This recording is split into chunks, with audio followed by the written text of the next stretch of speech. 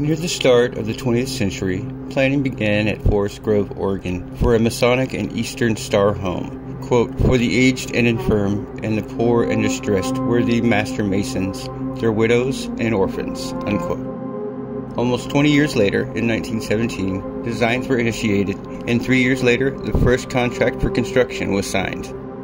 The central area and east wing are completed New Year's Day, 1922. First resident, Brother Henry Mounts, moves in on February 24th.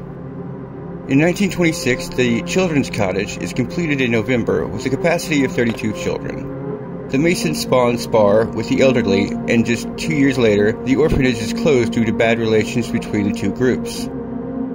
The kids are relocated to outside families.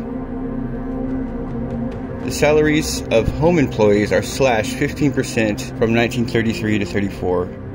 In 1938, a new dairy barn is built to save money on the cost of dairy products. In 1957, farm and dairy is discontinued in view of financial deficits. In 1999, McMenamins agrees to become the new custodian of the great old property. Renovations begin that fall. March 1st, 2000, the property reopens as McMenamins Grand Lodge.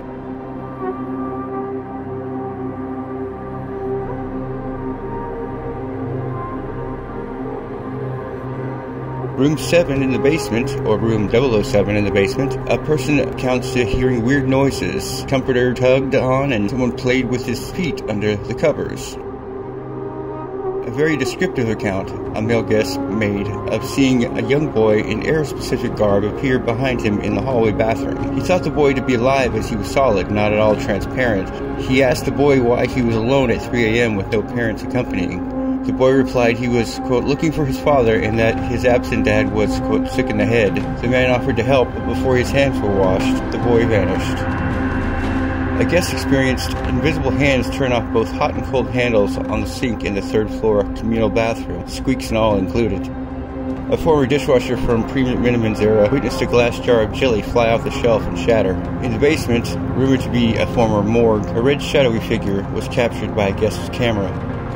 Disembodied cries, weeping, and physical encounters like taps on the back, slaps, scratches, growling, and even choking have been claimed.